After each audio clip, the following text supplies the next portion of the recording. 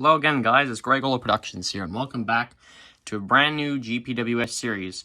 Today, what are we working on? Well, we're doing our very first mantle clock, but it's not just any type of mantle clock. Nope, it's an electric Plymouth, and I believe this is inspired off of the Seth Thomas 124. Just by looking at the movement and seeing, you'll see what I'm talking about in a minute. But if you're familiar with the 124. You'll recognize that in this movement. It's the electric version of it. So, that's fantastic. We got an electric 124. Why is that? Because I wanted a mantle clock.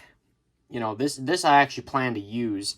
I wanted a mantle clock that was basically the Seth Thomas 124. I'm a big 124 fan. And, you know, the electric versions are kind of less common. And especially since this isn't even the main brand, this is Plymouth, so you know that's something for me. You know, I think this will be a fun clock to have. Hopefully, let's open the back and see what we're dealing with. Now, we haven't got a key for this thing. If you've ever worked on one of these before, you'll know that you actually need a key for this, and I'm hoping we can just kind of make one of the other keys work, possibly. We'll see what happens there. Okay, see, look at that. That's basically a Seth Thomas 124, except it's electric. And let's just take a better look inside here. One of our chime rods is actually dislodged from the chime block, so I'll have to fix that somehow. Not sure how I'm going to do that, if I'm going to need a new block, or if there's a way to get it on there again. And if we read our directions, first there's a builder's plate. Operation only on alternating current of, and it doesn't say anything there, that's just blank, volts, 66 cycles, movement number 3658, 2 watts. The Plymouth Clock Company, Thomaston, Connecticut, USA. I'm pretty sure that's exactly where Seth Thomas was located. So I think there was some kind of, you know, this is some kind of off-brand type thing. Put the movement in a different case. And here's our directions here. This is a very Seth Thomas looking directions panel here. You've got the same, what appears to be the same stamps they use. This is stapled to the back. I mean, this has to be Seth Thomas. This has to be. This clock should only be used on regulating alternating current. Yeah. Described on the metal plate attached to the back. We just read that. Remove the blocks from the chime hammers and bell rods. Be careful not to bend the parts in case of vertical chime in case of vertical chime release. The bell sorry. In case of vertical chimes, release the bell rods by moving the lever on the metal bracket. I don't think this is a vertical one because there's no lever in here. I've seen other 124s, mechanical ones. There's a lever right here. It doesn't look like there was ever a lever on this one. And there's usually a plate that says, you know, silent or on and off or whatever. There's no lever here. There's nothing there. So, that's the end of that. Place key on each arbor. So this would have come with a key. Key on each arbor, extending from the back of the movement. Is there more than one arbor on the back? We'll look at that in a second. Giving several turns in the clockwise direction. There's no danger of overwinding. Connect the cord. Plug opposite end into electrical outlet or socket. Starts automatically if possible. Select on outlet. Control. Oh, okay. Yeah, okay. So there's no switch. Interrupted accuracy. Timekeeping dependable on the fails to start indicates the current is off. Test this by connecting. Yeah, okay. So, oh, here we go. To set time. Move the minute hand to correct the time. If unnecessary, it is unnecessary to wait for the clock to chime or strike. If the clock does not chime or strike, it does not, or it does incorrectly. It will adjust itself, so there's some kind of automatic adjuster in this thing within the following hour. Okay. I don't know how that works, but anyway. To silence chimes, use key to turn arbor located on the outer edge of the dial. So yeah, we're missing the key, and also I don't know what they're talking about. There's apparently 2 arbors in this thing that somehow turn the chime off. I assume this is one of them right here. Where in the heck's door number 2 at? I don't see another arbor anywhere on this thing. I don't think that's it. It's nowhere to be found. Interesting. We're going to have to pull this movement out of the case to really kind of see more, I think. The reason why I'm not actually testing this thing before I'm using it is, first of all, the eBay seller said it wouldn't work. And second of all, it's kind of dangerous to do that. I don't know what condition the wiring is in on the inside. I just want to get a better look at it before I go plugging this goofy thing in. Okay. There we go. There's our... Oh, wait. We need to get our hands off. We need to get our hands off before we get the dial off. I see there's a screw here. What do you want? What is your story, Mr. Screw? Okay. Oh, there goes that.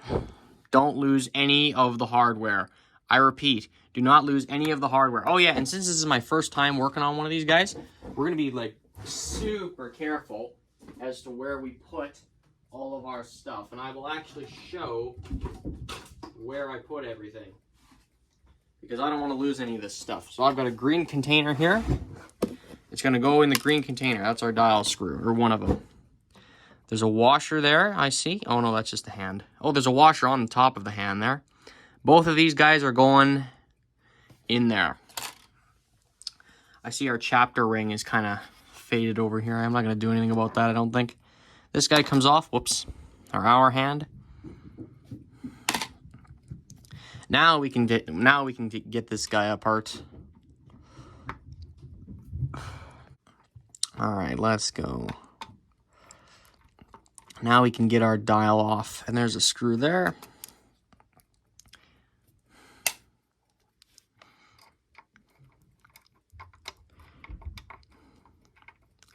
Oh, I see how this is an interesting way this comes apart.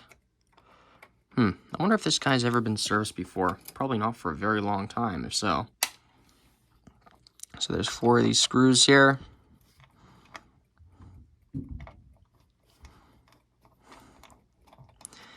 All the screws are moving really kind of nice. That's good. That is just fine. That's good. It shows that, well, first of all, they weren't rammed in there. And second of all, there's no rust or corrosion keeping them from moving. Changing bits there. That one was too big. This one might be too small. Oh, this camera sometimes. Such a bizarre angle. Well, not really. I'm usually used to having the screws be down and not, you know, be up like this. Oh, maybe it's not too late for that, actually. Oh my gosh. This is agonizing. I have to admit, viewers, I had to turn it around. That was getting really annoying, dealing with that. Whoops. Alright. Oh, there's our dial, and it just comes right off. So here's our bezel and glass and all that fun stuff. And our dial just comes off like that. I will show you what that looks like in just a second. So there's no other screws here. There's just the holes that the chapter ring screws went into. And yeah, that's it. Then there's the hole for the silencer, I believe. Due to the position of the hammers, I'm pretty sure the silencer is up right now, so, or turned on. So I'm gonna have to get some other key and try and stick it in there and turn it off. I'm going to continue taking the case apart. I know this door is just going to do nothing but get in the way, so I'm just going to take this apart and put these screws in the green container.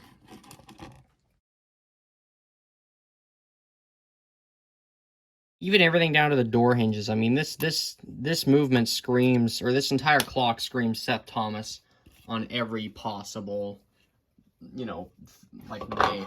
All you'd have to do is slap a Seth Thomas name on it, and this would be a Seth Thomas in every other single aspect.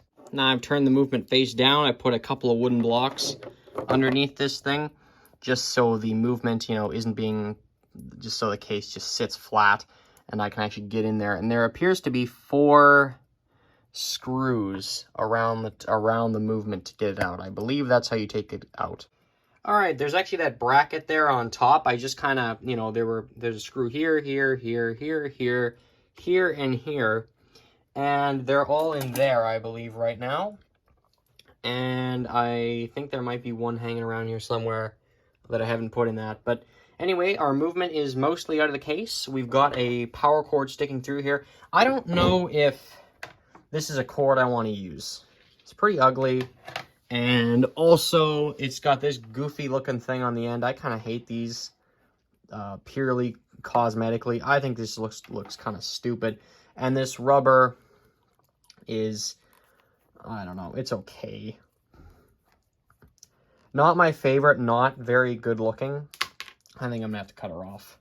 Actually, before I eat my own words, I'm actually gonna take this out of the case entirely here first. That is what I want to do. It appears this is some kind of strain reliever right here. Not sure what this is all about. I'm just gonna unscrew it and see what happens. Because there's two screws here, and I'm thinking those are strain relief in one way or another. Those must do something. Now something's gonna come clattering down from the case on the inside.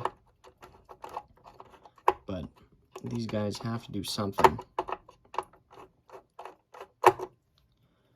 What that something is, a total mystery to me.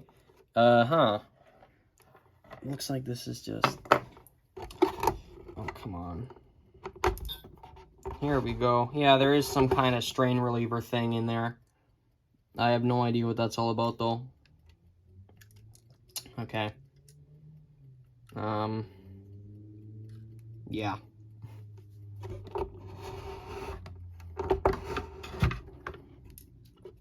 Let's get our movement out of there. That's kind of the main thing. Oh, and by the way, here's the last screw that holds that bracket into place there. We're going to make sure that's nice and safe. And what is going on with this cord? Is there something on the other side? Oh, there's a nut. There's a nut on the other side of this thing. Not sure what I'm going to find here. And there's a nut there. This guy just pops out like that. I think, yeah, I think that's a form of strain relief. That's what I'm thinking. And you know what? To keep all of that together, I know he's dropped it. We're going to screw that on there. And make sure that doesn't just disappear on us. There we go. Yeah, you know what? There's actually a piece of wood here that holds this on somehow. I don't know if I'm going to use this strain relief system again. We're going to just, I don't know. I don't know what we're going to do. One thing to remember, if I am going to replace the power cord, this cord has to run through this case, through that hole. So, yeah, if I'm going to put a new cord on, this case has to be present, and I have to put it on there. And there's our other washer and all that fun stuff. I don't see how this was on there. We'll worry about that later. I'm not too concerned about that. And there's our movement. We're not quite done with the case yet. We're going to take the chime rods out, but before we end the video, we got to have a look at this movement. So this guy has a date code of, what is that? Yeah, this movement is from May of 1942. Wow. Also, viewers, I found the mystery arbor. It says there's two arbors. There's one here, and if we actually look through this hole, there is one on the end of this gear here. Now, looking from the front of it like this, you can't even see, I mean, you can see this, but you can't see that. So this guy here was hiding on this, so that's where you stick the key on.